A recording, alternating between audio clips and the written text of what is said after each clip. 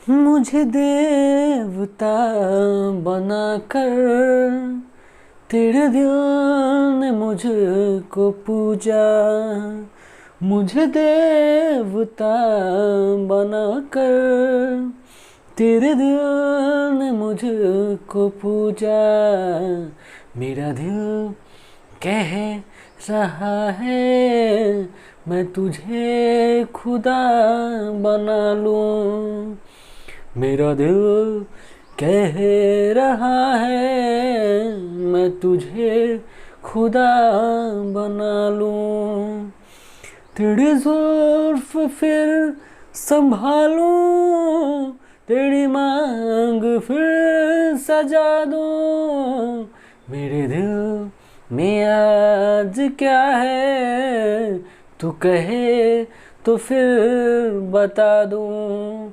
नमस्ते, नमस्कार, जय हिंद, भारत माता की जय। मैं सत्यम ठाकुर स्वागत करता हूं आप लोगों को दरोगा अड्डा पे। और उम्मीद करते हैं कि आप लोग सभी लोग अच्छा होंगे, घर में सेफ से रहें और मास्क का कंटिन्यू यूज़ करें और गर्म पानी का सेवन करें, हल्दी दूध का सेवन करें। अपने इम्यूनिटी को मतलब कि स्ट्रॉन्ग करके रखें, मजबूत करके रखें। मैं अपना घर ही लेकर आता हूँ।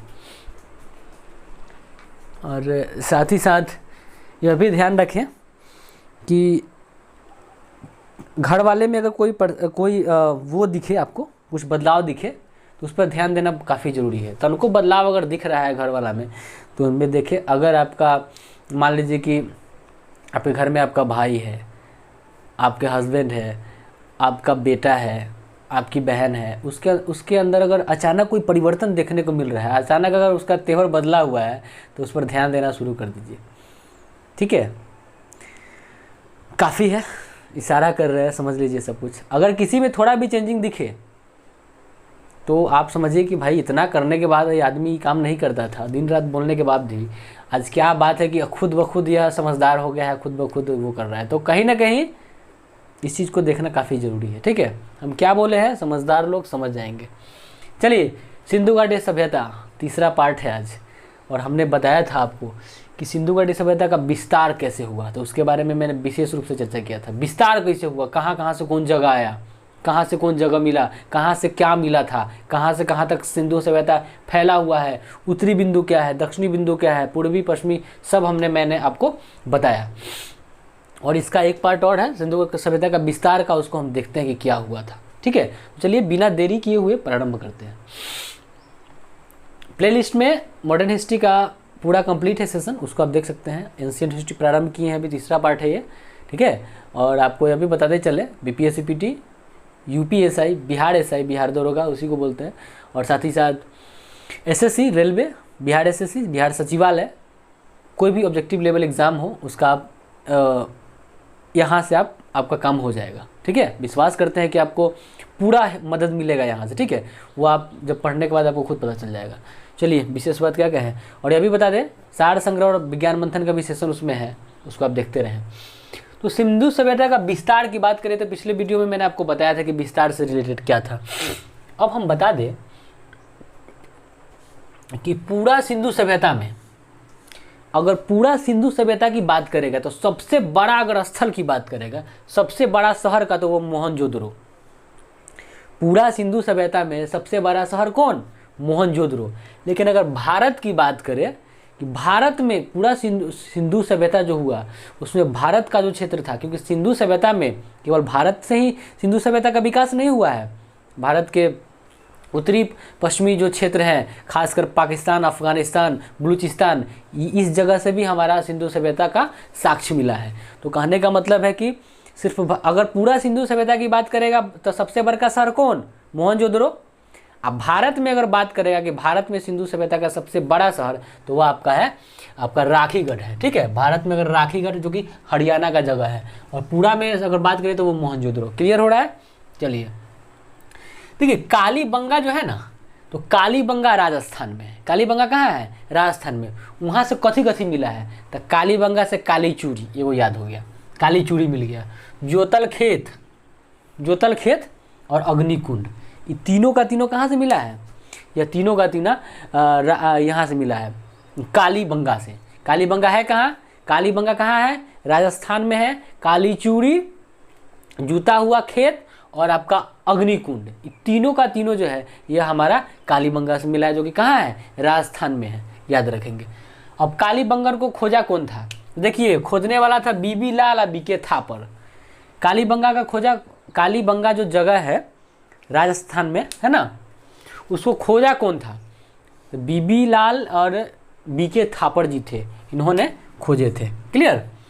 अब देखिए राजस्थान में एक और जगह है जिसका नाम है बालाथल, ठीक है, राजस्थान में बालाथल एक जगह है, याद रखेंगे। तो बालाथल कहाँ है पूछ देता है, वह राजस्थान में है। एकदम क्लियर हो रहा है। चलिए अब यूपी के जो आलमगीरपुर है, जो सबसे पूर्वी बिंदु कहलाता है, सिंधु घाटी सभ्यता का सबसे पूर्वी बिंदु कौन, आलमगीरपुर, वह कहाँ है, उत्तर प्रदेश में है। अब यहाँ से कथी कथी मिला है, देखिए वहाँ से जो है आपका, तो यूपी से आपका आलमगीरपुर हो गया, सगौली हो गया और बड़गांव हो गया, समझ रहे हैं। तो यूपी से आलमगीरपुर जो कि सबसे पूर्वी बिंदु कहलाता है, सगौली यो वहीं से मिला है, यूपी का जगह था, ठीक है, और बड़गांव यह भी जो है यूपी का ही क्षेत्र था माना जाता है। क्लियर। अब महाराष्ट्र से क्या मिला है सो देखेंगे। तो महाराष्ट्र से दाइमाबाद जगह, जो सबसे दक्षिणी सीमा है, सिंधु घाटी सभ्यता का सबसे दक्षिणी सीमा की बात करें तो वह दाइमाबाद है, जो कि कहाँ का है, वो आपका महाराष्ट्र का है। क्लियर हो रहा है। तो महाराष्ट्र में सबसे दक्षिणी बिंदु दाइमाबाद वह मिला है कहाँ से, महाराष्ट्र से। साथ ही साथ कह दे कि दाइमाबाद कहाँ है, अहमदनगर जिला में है। कौन नदी के किनारे, तो गोदावरी नदी के किनारे। क्लियर हो गया।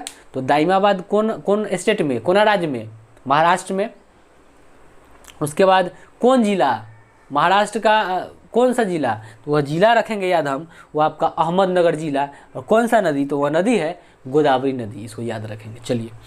चलिए अब आते हैं गुजरात, मोदी जी के घर है। देखिए गुजरात में क्या है कि गुजरात से सबसे पहले लोथल मिला है।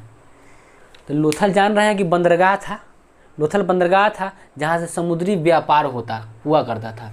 समुद्र से जितना व्यापार करना होता था, रास्ता था समुद्र के पानी बाएँ, पनिया जहाज चलता था इधरे। तो लोथल जो हो गया कहाँ से मिला है, गुजरात से, जो कि बंदरगाह था, ठीक है, जलीय मार्ग था। एक और बात, चावल का सबसे पहला प्रमाण लोथले से मिला है, और दूसरे को मेहरगढ़ से मिला था। तो याद रखेंगे। तो लोथल से सबसे पहला चावल का कहाँ से मिला है, साक्ष्य लोथल से हो गया, और दूसर जो है वो आपका मेहरगढ़ से मिला है। चलिए अब आते हैं गुजरात से एक और बात, गुजरात से धौलावीरा भी मिला है। देखिए तो धौलावीरा जो है ना 3 खंडों में विभक्त था, समझ रहे हैं। धौलावीरा कितने खंडों में विभक्त था, 3 खंड में। सिंधु सभ्यता में जितना भी जगह था सब 3 खंड में विभाजित था, लेकिन 2 ऐसा जगह था जो 3 खंड में विभाजित नहीं था, केवल 2 खंड में विभाजित था। वह था पाकिस्तान का मोहनजोदड़ो और हड़प्पा। याद हो गया। सुनिए याद करने का तरीका, सिंधु घाटी सभ्यता का जितना भी जगह मिला सब कितना खंड में विभाजित था, 3 खंड में। आ खाली एगो हड़प्पा मोहनजोदड़ो के छोड़ा के पाकिस्तान में है जगह अभी। मोहनजोदड़ो हड़प्पा जो था वो 2 खंड में विभाजित था, उच्च वर्गीय और निम्न वर्गीय। बाकी सब कितना खंड में, 3 खंड में। क्लियर। चलिए अब हम यह भी देखते चले कि धौलावीरा से ही व्यवस्थित नाली जो है वह मिला है, माने कथी का नाली, नाला, जो कि आपसे कह दे कि हम लकड़ी का नाली जो है नाला मिला है। कहाँ से, यही धौलावीरा से, जो है कहाँ, वह है गुजरात में। क्लियर है। साथ ही साथ बता दें कि गुजरात से ही सुतकोटदा, देखिए गुजरात से ही सुतकोटदा जगह मिला है। तो वही सुतकोटदा से हमको क्या मिला था, घोड़ा का हड्डी मिला था, एक ही जगह से, खाली यहीं से मिला। तो इससे हमको यह जाहिर होता है कि घोड़ा का लोग उतना परिचित नहीं थे, बहुत कम लोग थे उस समय घोड़ा रखता था लोग, क्योंकि घोड़ा का साक्ष्य एक ही जगह से मिला है, वो है सुतकोटदा। क्लियर हो रहा है। चलिए सुतकोटदा है कहाँ, गुजरात में, जहाँ से क्या मिला है, तो वहाँ से मिला है घोड़ा का अस्थि मिला है। क्लियर। देखिए गुजराते में रंगपुर है, वहाँ से चावल की मिला है, ठीक है। तो चावल के 2 जगह, एगो लोथल से चावल के प्रमाण मिला है, एगो रंगपुर से जो है चावल का प्रमाण मिला है, जो कि लोथल के बाद है। समझ, एगो लोथल हो गया, एगो रंगपुर हो गया, 2 याद हो गया। रंगपुर है कहाँ, गुजरात में है। क्लियर हो रहा है।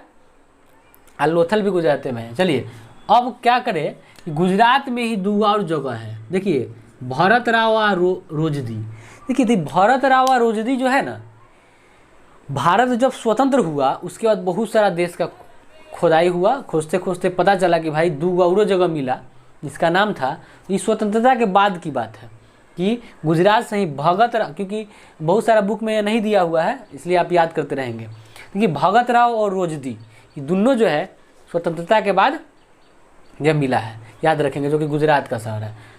अब हम जानेंगे कि सिंधु घाटी सभ्यता में नगर कैसा था, नगर विकास क्या था, कैसे लोग वहाँ का व्यवस्थित रहते थे, क्या क्या था आखिर शहर, किस तरह से घर हुआ करते थे, किस तरह से खिड़की हुआ करती थी, किधर रोड था, रोड का स्थिति क्या था, गेट मुहार जो होता है, मुहार गेट का गेट, घर का मुहार वो किधर खुलल था, रोड के तरफ था कि पिछुआड़ा तरफ था, सब कुछ जानेंगे। ईंट कैसा था, ईंट का अनुपात क्या था, सब कुछ जानेंगे। ठीक है, तो आप लोग ध्यान से देखते रहिए, मज़ा आने वाला है अभी। सबसे पहले सड़क जो था, देखिए सड़क जो था वो समकोण पर काटती थी। इन्हें समकोण माने का थी, एगो सीधा ऐसे हुआ फिर इन्हें से चल गया सीधा, समकोण हो गया जो 90 डिग्री पर काटता था। तो ग्रिड पद्धति थी। ग्रिड पद्धति का मतलब क्या हुआ, एक तो सड़क समकोण पर काटता था, और सड़क समकोण पर काटने के साथ साथ रोड के आड़ी आड़ी साइड साइड में ऐसा डिजाइन किया होता था, मतलब कि आप समझ लीजिए कि शतरंज देखे ना, चेस शतरंज के खाना कैसे होता है आड़ी आड़ी से, चरखुट्टा स्क्वायर टाइप का, उस तरह से बनाया रहता था, और साइड साइड से घर रहता था, और सड़क एक दूसरे को समकोण पर काटती थी, वही ग्रिड पद्धति कहलाती है, इसको याद रखेंगे। ठीक है, अगर हम नगर की बात कर ले सिंधु सभ्यता का, तो देखिए पूर्वी नगर और पश्चिमी दुर्ग, देखिए 2 क्षेत्र में बटल था नगर, पूर्वी और पश्चिमी, पूर्वी नगर और पश्चिमी नगर। तो पूर्वी नगर जो था ना वो निचला था, वो निचला मतलब कि उस तबके के लोग उसमें उसको नीचा वाला, बहुत काफ़ी नीचा में रहता था, बाढ़ उठ आता था, पानी नहीं आता था ना, तो नीचे वाले लोग काफ़ी परेशान होता था। लेकिन पश्चिमी जो था वो उच्च था, और वहाँ पे दुर्ग हुआ करता था। दुर्ग मतलब कि जहाँ बहुत बड़ा बड़ा महल हुआ करता था, राजा महाराजा लोग जो भी उस समय उच्च वर्गीय लोग थे, पुरोहित लोग वहाँ उस समय रहा करते थे। लेकिन पूर्वी वाला में क्या था कि निचला तबका के लोग, गरीब मजदूर, ये जो भी लोग थे ये लोग रहा करते थे, गरीब लोग। ठीक है, तो हमने क्या देखा कि सिंधु घाटी सभ्यता का जो नगर नियोजन था वो 2 वर्गों में बटा हुआ था, पूर्वी और पश्चिमी। पूर्वी वाला निचला था जिसमें निचले तबके के लोग रहते थे, गरीब लोग। ठीक है, लेकिन पश्चिमी वाला जो था वह था दुर्ग वाला, जिसमें अमीर लोग रहते थे। क्लियर हो रहा है? चलिए सुनिए, गुजरात का एक जगह था धौलावीरा, हम ऊपरों बताए हैं, यहाँ गुजरात का धौलावीरा दोबारा लिख दिए हैं। वह कितना भागों में बटल था? 3 खंड में विभाजित था। क्लियर हुआ? चलिए, दीवार, सड़क, ये सब कच्ची ईंट का बना होता था। मतलब देखिए दुर्ग जो रहता था ना, तो दुर्ग तो बीच में होता था, लेकिन उस दुर्ग के चारों तरफ क्या होता था कि पूरा बाउंड्री घिरल रहता था, पूरा बाउंड्री मार के ईंटा का छड़की दिल रहता था। ठीक है, ताकि कोई हमला ना करे, चाहे कोई चोरी उड़ी नहीं हो, इसको लेकर दुर्ग बीच में होता था, आड़ी आड़ी से पूरा दीवार दिया हुआ रहता था रक्षा के लिए। तो वो जो दीवार जो दिया रहता था ना, उसका ईंटा, आईने जो रोड बनल रहता था उसका ईंटा, ये सब कच्ची ईंटा का था। ठीक है, कच्चा ईंटा। और जो महल हुआ करता था जिसमें उच्च वर्ग के लोग रहते थे, पश्चिमी क्षेत्र, वहाँ क्या होता था कि वो पक्की ईंट का वो महल बना होता था। तो क्लियर हो गया? और साथ ही साथ हम बता दें कि भवन का जो ईंट था, कच्ची पक्की जो भी ईंट था, जो भी ईंटा था, उसका अनुपात था 4:2:1। एकदम नोट कर लीजिए, परीक्षा में पूछ देगा। सिंधु घाटी सभ्यता में ईंटा का अनुपात था 4:2:1 था, इसको याद रखेंगे। अब देखिए मुख्य सड़क तो 2 प्रकार का होता था। एगो अभी भी देखते हैं आप, कभी कभी गांव में देखते हैं कि टोला रहता है पतला, मुहल्ला, तो मुहल्ला वाला रोड पतला रहता है, जैसे कि वो चक्का, एगो 4 चक्का जेबो करेगा, तो अगर घुमाना है तो आपका बाउंड्री उड्री है तो बाउंड्री ढहा देगा उन्हें, तो पतला हुआ करता था। लेकिन NH 19 देखते हैं कि बहुत काफ़ी चौड़ा होता है एक बार में काफ़ी। तो वही, तो मुख्य से जो सड़कें था, मुख्य सड़क माने NH टाइप का, वो 10 मीटर का होता था। 10 मीटर बुझ रहे हैं ना? और जो छोटका गलियावा था, वो गलियावा सब होता था 3 से 4 मीटर। ठीक है, लाइट तो कट गया, लेकिन आपको लोग को दिखाई दे रहा है कि नहीं? 1 सेकेंड, दिखाई दे रहा है। तो वह कितना होता था? 3 से 4 मीटर का होता था। लेकिन ये मुख्य सड़कें कितना होता था? 10 मीटर का होता था। क्लियर हो रहा है? अब देखिए, जितना भी खिड़की दरवाजा था तो सब घर के पिछुआड़ा में खुलता था सब। अभी क्या है, हम लोग हैं वर्तमान में, तो रोड साइड सब लोग झगड़ा करता रहता है कि हमको रोड साइड ही ज़मीन चाहिए, ताकि रोड साइड एकदम खोल कर रखेंगे गेट उट चाहे खिड़की उड़की, लेकिन अभी सामने रखते हैं ना रोड के सामने। लेकिन पिछले अब सिंधु सभ्यता में क्या होता था कि रोड के सामने नहीं रखता था सब खोल के, पिछुआड़ा में घर के पीछे में सब खोलता था, खिड़की दीवार, खिड़की और गेट दोनों, तो पिछुआड़ा में सब खोलता था, सड़क की ओर नहीं खोलता था। ठीक है, मतलब पतली सड़क की ओर, यह समझ लीजिए कि पतली जो सड़क था, पिछुआड़ा उसको बोल सकते हैं या नहीं भी बोल सकते हैं। मान लीजिए कि यहाँ घर है तो सामने NH है, अब पीछे भी पतरका गली है तो पतरका गली वाला खोलेंगे, सामने वाला में नहीं खोलेंगे। क्लियर, ऐसा होता। लेकिन लोथल एगो ऐसा जगह था जगह खिड़की या गेट केमारी दरवाज़ा, खिड़की दरवाज़ा दोनों NH के सामने खोल देता था लोग। कहाँ? लोथल। बाकी सब जगह पतली गली की तरफ खुला हुआ रहता था। क्लियर हो रहा है? चलिए अब देखिए, प्रत्येक घर में कुआं था, प्रत्येक घर में इंडा था, कुआं, समझ रहे हैं ना। कुआं विशेषकर पानी पीने के लिए, नहाने के लिए, जो भी कार्य था उसको करने के लिए होता था। और नहाने के लिए आप कहेंगे कि स्नानागार भी तो था, लेकिन स्नानागार किसी विशेष परिस्थिति में, कुछ विशेष उत्सव पर सभी लोगों के लिए सामूहिक रूप से स्नान करने का वह जगह होता था, विशाल स्नानागार होता था। क्लियर। लेकिन कुआं होता था, लोग दैनिक गतिविधि के लिए कुआं रखते थे। अब कुआं का पनियावा कहने जाता था। ठीक है, कुआं से निकालेगा तो लोग नहाएगा तो पानी जाएगा ना। तो देखिए, एक तो हो गया कि आदमी कुआं के तरह पतला गली चीर देता था, वो पतला गली एगो और तनका मोटका गली से जुड़ जाता था, और वो मोटका गली ओकरो से मोटका गली से जुड़ के अब मेन एगो गड्ढा रहता था, गड्ढवा में जाके गिर जाता था। देखिए, नाली जो था एगो पतरका गली हो गया, उसके बाद ही जाके ओने का एगो मोटका नाली से भिड़ जाता था, फिर ही मोटका गाड़ी और उससे भी मोटका नाली से भिड़ के नहीं जाके वो बड़का हौद था, वो हौद में गिर जाता था, ताकि पानी का संरक्षण हो, पानी का बहाव इधर उधर ना हो, कहीं ना कहीं वो पानी अंदर फिर से चला, उसको हम लोग रीयूज करें इसके लिए। क्लियर है? देखिए, लकड़ी का नाली जो है ना, वो धौलावीरा से मिला है। हम आपको ऊपर भी बताया है, लकड़ी का नाली यहाँ भी बताया है, कहाँ से मिला है? धौलावीरा से मिला है। ठीक है, लेकिन एक चीज़ और बता दें, विदेशी जो खोजकर्ता थे उन लोगों का कहना है कि सब कुछ तो ठीक था, लेकिन जो शौचालय हुआ करता था उस पर बात करें तो शौचालय कैसा होता था? तो अभी जो हम लोग यूज करते हैं उस तरह के शौचालय होता था। जब विदेशी, इस पर भी विवाद है इतिहासकारों में, लेकिन यह आप समझते चले कि यह अभी जो हम लोग शौचालय यूज करते हैं वैसा ही शौचालय पद्धति उस समय भी था, सिंधु घाटी सभ्यता में। ठीक है, इसको याद रखेंगे।